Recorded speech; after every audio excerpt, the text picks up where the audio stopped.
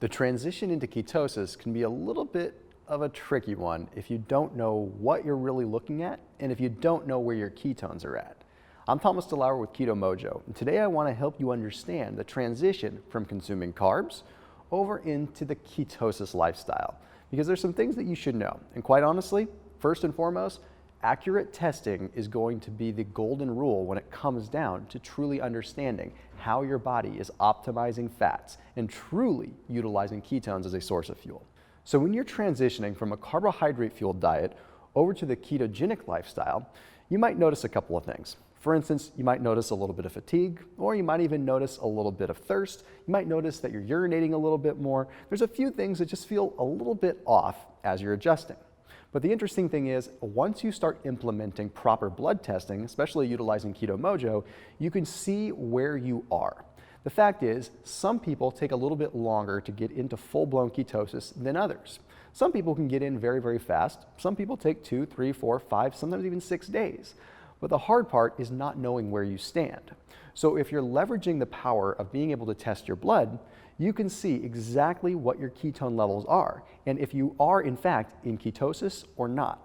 You see, a lot of people utilize the urine strips, and I'm not trying to throw anyone under the bus, but the fact is the urine strips measure excess amounts of acetoacetate.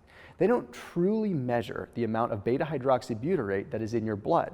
What that means is they don't measure how much of the actual ketone bodies that make you truly in ketosis are in your blood. So they're not truly an accurate way to measure whether you're in ketosis or not. They're just a way to measure if you have excess ketones. So you have two phases. You have a phase where your body has ketones that are being created, and you have a phase where your body is actually using those ketones as a source of fuel.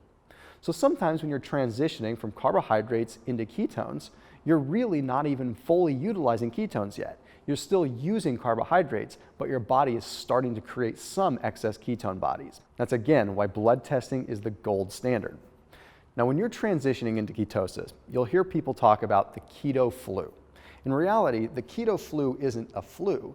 It's more so the symptoms of dehydration or the symptoms of electrolyte imbalances. You see, what we have to remember is whenever we're on a low-carb diet, we are dramatically reducing the amount of insulin that is being produced by the body. Insulin has an interesting effect on the kidneys, causing the kidneys to hold on to more sodium, therefore holding on to more water. So when insulin is less available in the body, it means that the kidneys don't hold on to as much sodium, which means they don't hold on to as much water, which means you urinate more, which therefore means it's easier to get a little bit dehydrated in the beginning and therefore lose your minerals. So if you don't have the right balance of sodium and potassium and some of your important minerals, you can feel a little bit off and feel a little bit sluggish. That's why people mistake it for the flu. But again, once you start getting into ketosis and your body's utilizing those ketones better, you start feeling quite a bit better. Also because your body starts to understand the new homeostasis with lower mineral values. You can also add different minerals in to replenish some of that. I recommend adding a little bit of extra pink Himalayan salt whenever possible to offset this. But again, once you're testing, you'll know where you stand. Some of the other things that people face whenever they're transitioning into the ketogenic lifestyle is a little bit of sluggishness.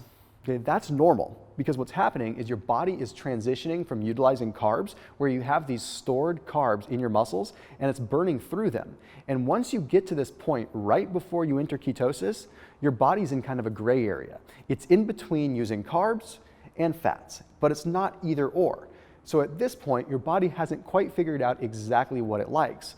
So it's a little bit normal to feel a little tired and to feel a little bit lethargic. But again, that's where blood testing comes in handy again. It's going to put your mind at ease to make sure you know this isn't what ketosis feels like, this is what the transition feels like. So once you start testing and you see you're in ketosis, everything will start to change and you can associate the good feelings with positive ketone readings. So I sure hope that this video helps you understand that transition into ketosis and that it makes it a little bit less ominous when so many people are talking about the dreaded keto flu and feeling lethargic.